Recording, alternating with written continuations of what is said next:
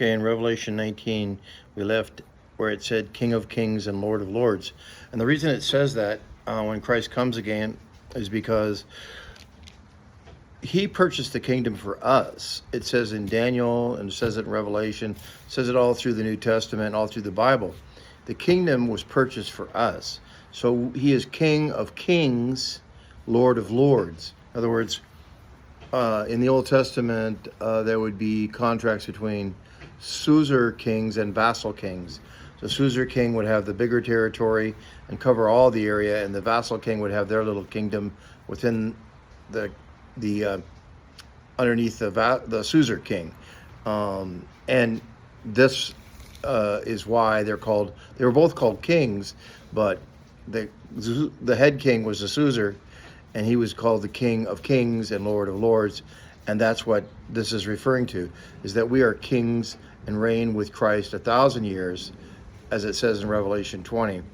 And we're a kingdom of priests and kings, as it says in Revelation 5. And I saw an angel standing in the sun who cried in a loud voice to all the birds, "Come gather to the great supper of God, so that you may eat the flesh of kings, generals, and mighty men."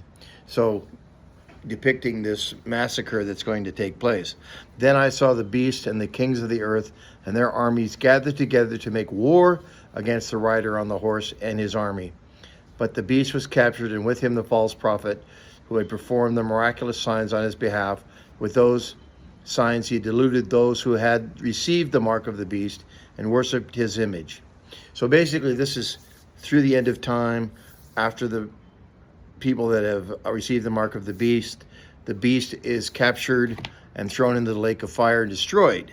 And this is at the end of time when Christ comes again with the armies of heaven on a white horse.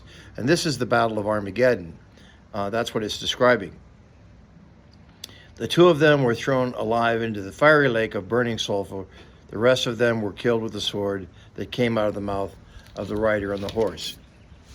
And all the birds gore themselves on their flesh.